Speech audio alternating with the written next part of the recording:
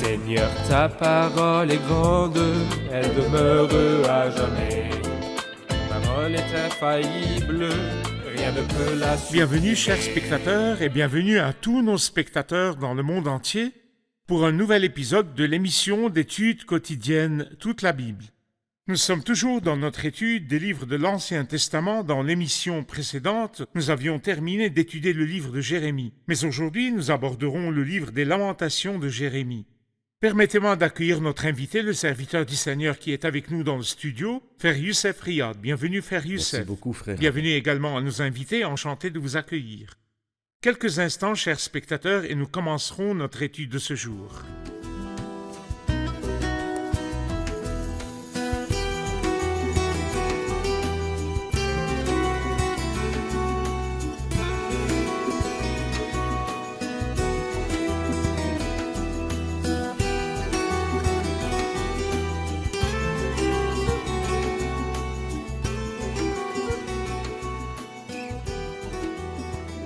Bienvenue, Frère Youssef. De même, Comment frère allez-vous? Albert, que Dieu vous bénisse. Frère Youssef, dans l'émission précédente, nous avions terminé notre étude du livre de Jérémie. Ce livre s'est achevé sur cette scène tragique, la chute de Jérusalem et le début de la captivité babylonienne. Mais aujourd'hui, nous entamerons l'étude du livre des Lamentations de Jérémie. Comme toujours, lorsqu'il s'agit d'étudier un nouveau livre de la Bible, il nous faut identifier l'auteur, l'époque de l'écriture de ce livre et son idée générale. Les différentes parties du livre, pourriez-vous nous partager ces idées ? L'auteur de ce livre, bien qu'il ne soit pas cité dans la Torah, est quand même reconnu à l'unanimité par les enseignants juifs ou par les pères de l'Église qu'il est justement le prophète Jérémie et que ce livre figure comme en appendice du livre de Jérémie. Et ce livre est celui des Lamentations de Jérémie. Et il rédigea ce livre avec un style poétique. C'est pourquoi certains associent ce livre au livre poétique, tandis que d'autres le classent parmi les livres prophétiques pour qu'il y ait une sorte de symétrie entre les livres historiques au nombre de 12 plus 5, les 5 livres de Moïse et les 12 livres historiques, et puis 5 plus 12, les 5 livres prophétiques majeurs et les 12 prophètes mineurs. Dans ce but-là, ces gens-là préfèrent le classer avec les livres prophétiques. Et quant aux différentes parties de ce livre, il contient 5 chapitres, chacun rédigé sous forme de poèmes. Il s'agit donc d'un livre poétique, comme je l'ai mentionné, et poétique alphabétique. Que veut dire poétique alphabétique? C'est-à-dire que c'est un style d'écriture spécifique à la poésie hébraïque, dans lequel la première strophe est rédigée en débutant par la première lettre, et la deuxième strophe du poème avec la lettre B de l'alphabet hébraïque. Ensuite, la troisième strophe par la lettre G de cet alphabet, etc.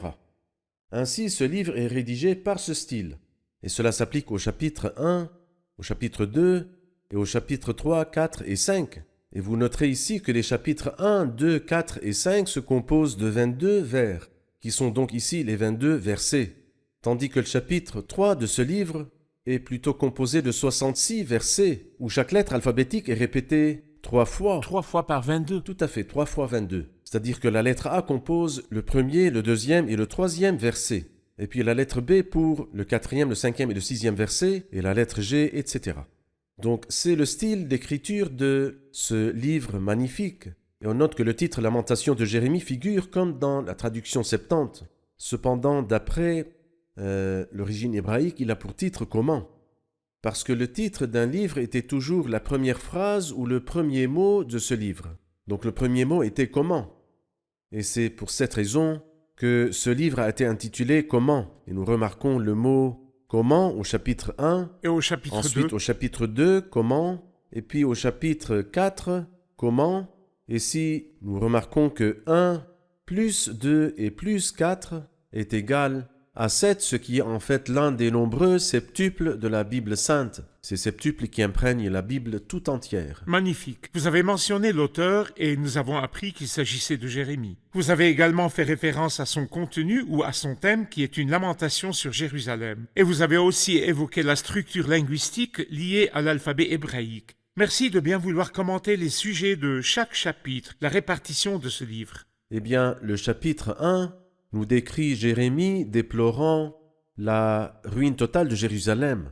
Au premier chapitre, nous lisons à propos de la destruction totale de Jérusalem.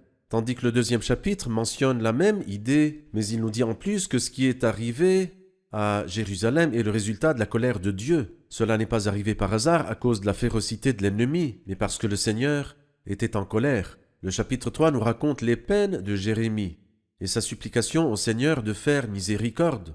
Le chapitre 4 nous parle de la disparition de la gloire et du jugement à venir. Et enfin, le chapitre 5 comporte une prière, une confession et une espérance. Exactement.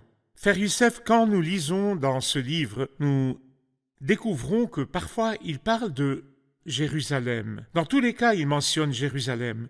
Mais dans certaines parties, nous constatons qu'elle s'applique parfaitement aux souffrances du Seigneur Jésus-Christ. Par exemple, au chapitre 1, verset 12, « Je m'adresse à vous tous qui passez ici. Regardez et voyez s'il est une douleur pareille à ma douleur, à celle dont j'ai été frappé. Le Seigneur m'a affligé au jour de son ardente colère. » Merci de commenter comment appliquer les paroles de ce livre, que ce soit dans l'application directe, spirituelle ou prophétique.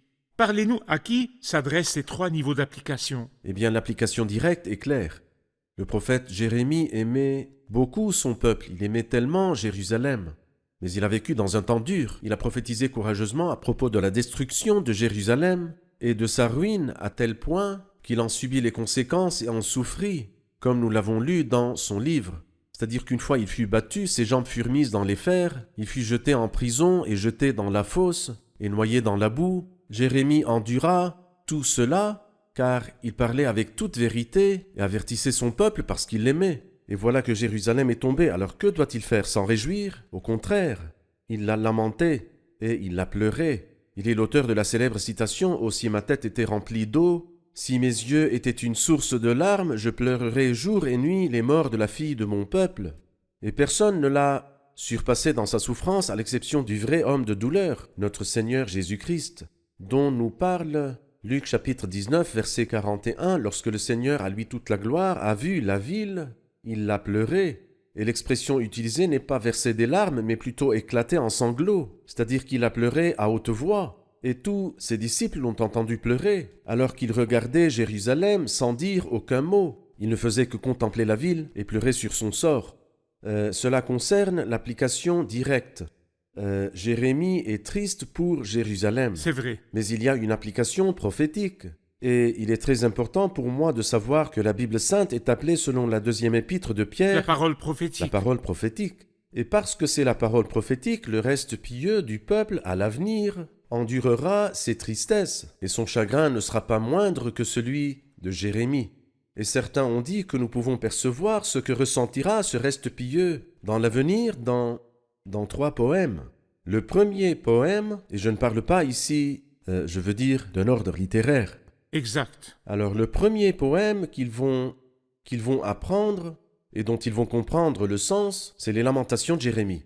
Ils seront profondément attristés en résultat de leur idolâtrie et en résultat leur manque de reconnaissance pour les dons que Dieu leur a accordés.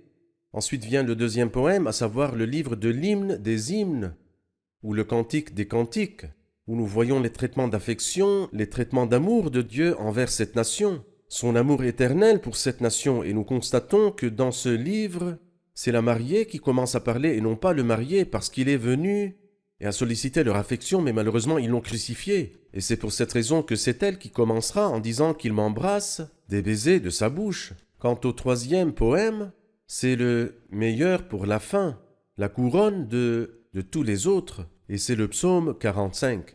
Où nous pouvons lire les paroles suivantes. « Tu es le plus beau des hommes, la grâce coule de tes lèvres. Vaillant guerrier, mets ton épée au côté. » Ce poème-là traite également de la relation de cette nation et de cette ville en particulier avec son Seigneur. Alors donc nous avons le livre des Lamentations, les chagrins, le cantique des cantiques qui est l'éveil de l'amour. Ensuite le Seigneur apparaît, alors ils chanteront avec l'hymne du psaume 45 qui est l'hymne de l'amour. Merci frère Youssef. Nous allons visionner un reportage puis rejoindre les invités pour prendre une question.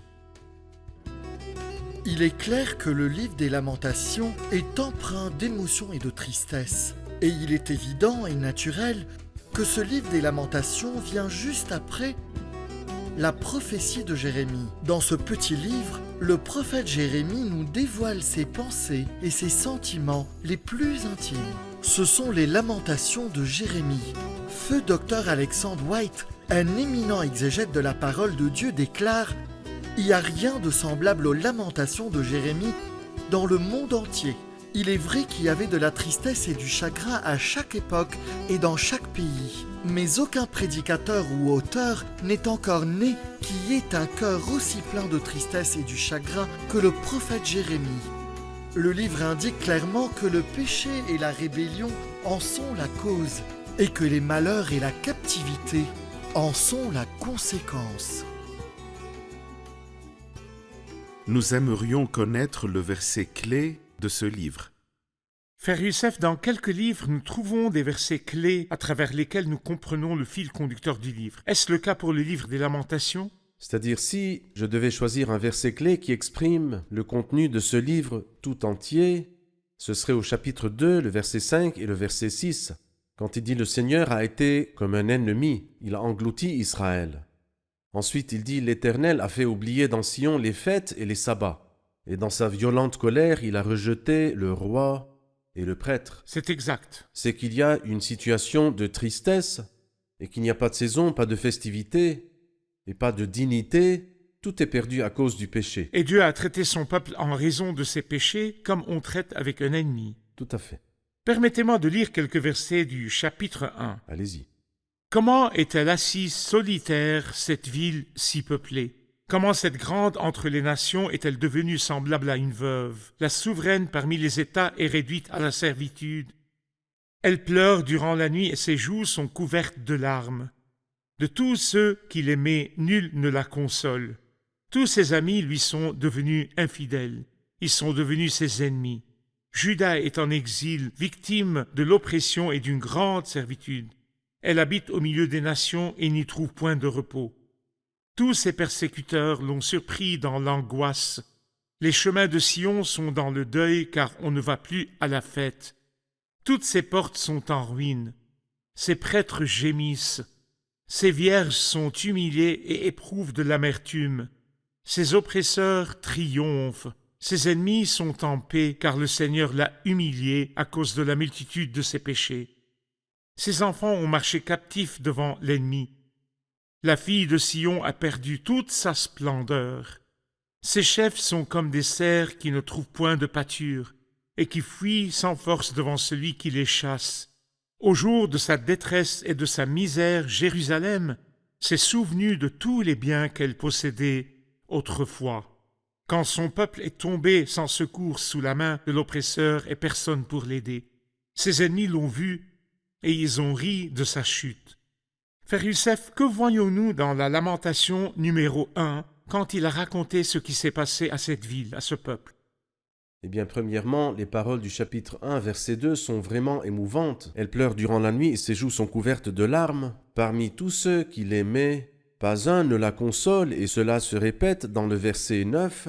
Personne ne la console, et permettez-moi de dire, qu'en vous écoutant lire ces versets, je me suis souvenu de l'avenir misérable des impies dans les ténèbres extérieures.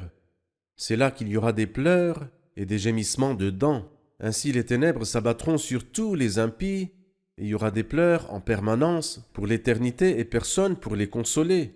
Ensuite, dans le même verset aussi, le verset 2, je me suis souvenu du fils prodigue.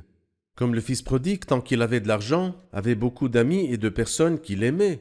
Mais quand il a perdu tout son argent, et quand la famine s'est déclarée, nous lisons dans le même sens que tous les amis de Jérusalem l'ont trahi et sont devenus ses ennemis.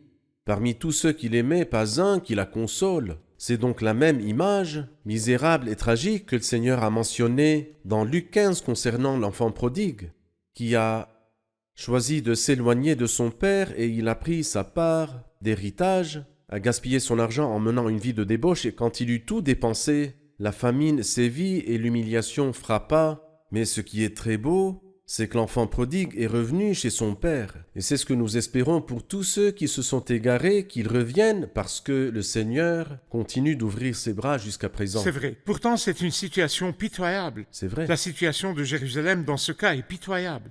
Frère Youssef, à partir du verset 8, il est dit aussi « Jérusalem a multiplié ses péchés. C'est pourquoi elle fut une abomination, afin que personne ne pense que Dieu est injuste en traitant avec ce peuple, mais ici il se concentre sur le péché de Jérusalem. Pourriez-vous nous en dire davantage sur la justice et l'intégrité de Dieu en traitant avec le péché? Mais vraiment, Dieu a patienté avec cette nation pendant très longtemps, de manière incroyable. C'est-à-dire, Moïse lui-même a dit « Vous avez été rebelles contre l'Éternel depuis que je vous connais ».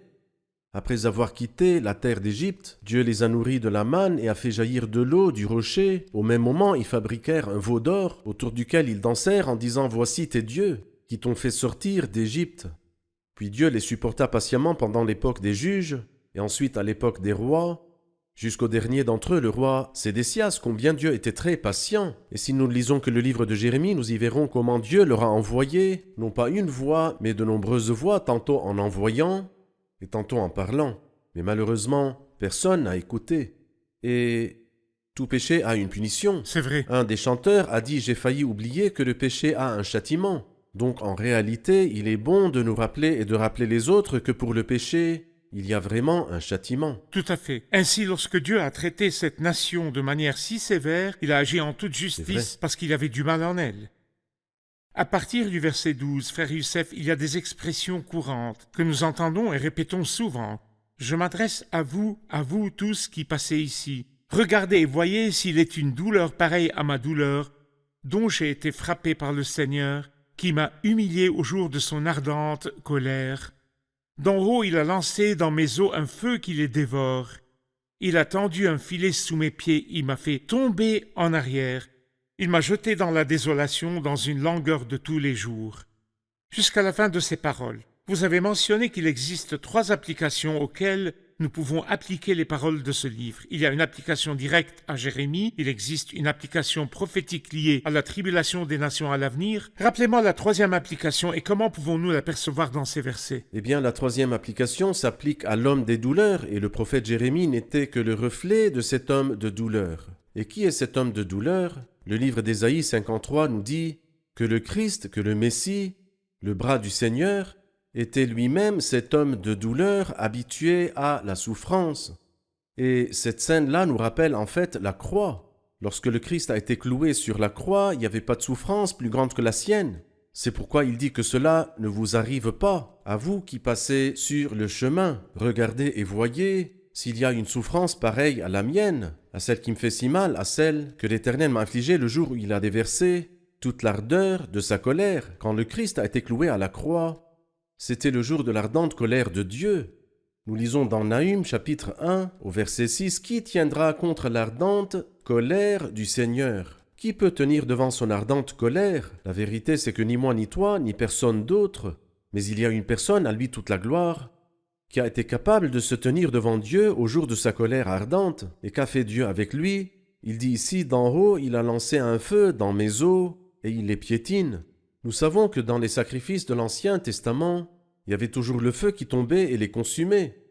Et les sacrifices étaient toujours offerts et à chaque fois le feu tombait. Et comme si toutes les offrandes de l'Ancien Testament ne pouvaient pas éteindre ce feu, jusqu'à ce que le plus grand sacrifice apparaisse, le sacrifice du Christ, qui seul était capable d'éteindre ce feu-là. Alors le Christ prononça sa célèbre sentence du haut de la croix, tout est accompli. Alors il n'y a plus de feu pour ceux qui se sont réfugiés dans le sacrifice du Christ. C'est pourquoi nous n'oublions pas le jour où il s'est sacrifié pour nous.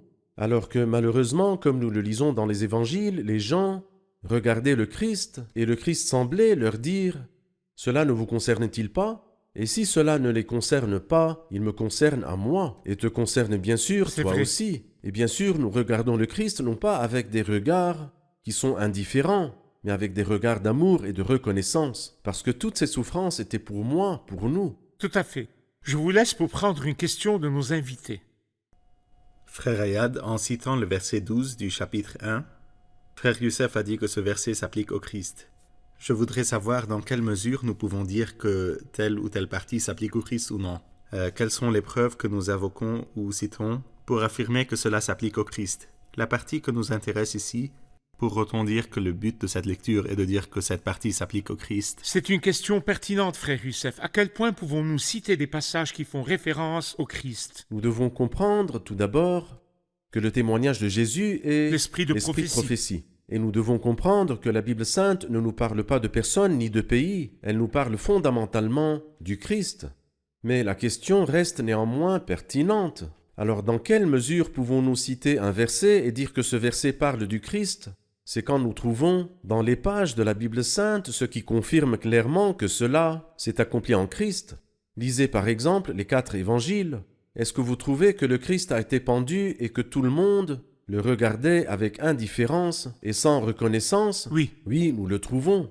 Est-ce que nous pouvons trouver quelque part que le Christ a éprouvé une tristesse incomparable ? Oui, nous pouvons le trouver au jardin de Gethsémane et aussi au calvaire. Le Christ était l'homme des douleurs. Est-ce que nous pouvons trouver dans la parole de Dieu ce qui indique que Dieu a envoyé le feu qui a consumé les os du Christ ? Oui, en fait, l'enseignement symbolique des sacrifices, où tous les sacrifices étaient consumés par le feu, atteste que le Christ est le véritable sacrifice, qui n'a pas été consumé par le feu, mais c'est lui, si je puis dire, Il est venu sur les flammes. qui est venu sur les flammes et les a éteintes. Comme il est dit dans le Cantique, incroyable est la justice de Dieu, il l'a réduit au silence pour l'éternité. Quand ces flots t'ont submergé, oh, quel soutien Oh, quelle merveilleux. bénédiction! Alors quand nous trouvons un soutien dans d'autres versets de la Bible sainte concernant les souffrances du Christ, nous pouvons alors l'appliquer au Christ, en plus des 2 applications précédentes, que ce sont les chagrins de Jérémie lui-même et aussi les chagrins du reste pieux dans l'avenir. Merci Frère Youssef, nous arrivons au terme de cette émission, nous allons la revoir avec nos invités.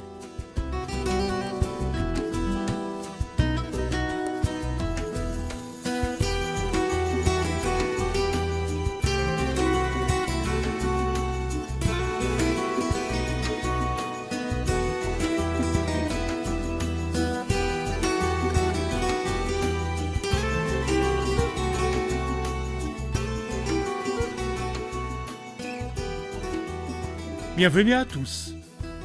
Nous voulons savoir sur le livre des Lamentations comment nous l'avons entendu dans l'émission d'aujourd'hui, qui l'a écrit et quel est son style. Nous voulons également connaître la structure linguistique des chapitres et des versets de ce livre. Il a été admis que l'auteur de ce livre était Jérémie et qu'il a été rédigé avec un style poétique avec l'alphabet hébraïque. Chaque chapitre, comme chaque verset, commence par la première lettre de cet alphabet. Il s'agit d'une lamentation sur Jérusalem. Nous avons également entendu parler des sections de ce livre, de sa répartition. Alors passons-les en revue ensemble. Le livre des Lamentations de Jérémie comprend 5 chapitres. Au chapitre 1, Jérémie déplore la destruction totale de Jérusalem. Le chapitre 2 évoque la ruine de Jérusalem en raison de la colère de Dieu. Le chapitre 3 relate les chagrins de Jérémie. Le 4 traite du déclin de la gloire et de l'arrivée du jugement. Le chapitre 5 est consacré à la prière, à la confession et aux bénédictions pour le peuple. Excellent. Qu'en pensez-vous, Parfait. Frère Youssef? Remercions le Seigneur. Ont-ils bien Oui, compris? parfaitement. Nous avons appris qu'il existe 3 applications pour mettre en pratique les paroles de ce livre. Quelqu'un peut-il nous les rappeler? La première application directe est la tristesse de Jérémie face à la destruction de Jérusalem. La deuxième application est une application prophétique, la tourmente pour le reste. La troisième application porte sur les souffrances de Jésus-Christ sur la croix. Très bien. Frère Très Youssef, bien, vrai? bien. Merci, que le Seigneur vous bénisse. Merci, Frère Youssef, Seigneur que le vous Seigneur bénisse. vous bénisse. Chers spectateurs, je voudrais vous livrer ces quelques paroles des Lamentations de Jérémie 1, 12. Je m'adresse à vous tous qui passez ici. Regardez et voyez s'il est une douleur pareille à ma douleur, à celle dont j'ai été frappé. Le Seigneur m'a affligé au jour de son ardente colère. Le jour de colère. Au jour de la colère, toutes les nations se sont rebellées contre le roi et leur chef. Elles ont renversé ceux qui avaient chuté et tué ceux qui avaient été tués. Lorsque les peuples étaient en colère, ils se sont révoltés contre leur gouvernement. Mais que dire à propos du jour de la colère, quand Dieu fut en colère? Au jour de la colère de Dieu, toute la colère s'est abattue sur le substitut, le Christ, face à tous les courants et les flots. Il criait avec l'esprit de cette prophétie. Il a lancé dans mes os un feu qui les dévore. Le Christ était sur la croix confronté à la colère de Dieu. Dieu se met-il en colère? Oui, Dieu était extrêmement en colère à cause de la méchanceté des hommes et de leurs péchés. Et le Christ est venu et se tenait là dans le lieu de la colère. Et tous les courants s'y sont établis et tous les flots. Pour cela, j'aimerais te dire, fuis la colère à venir et réfugie-toi en Jésus-Christ qui a enduré à ta place toute la colère. Je vous retrouve dans le prochain épisode. Que le Seigneur soit avec vous.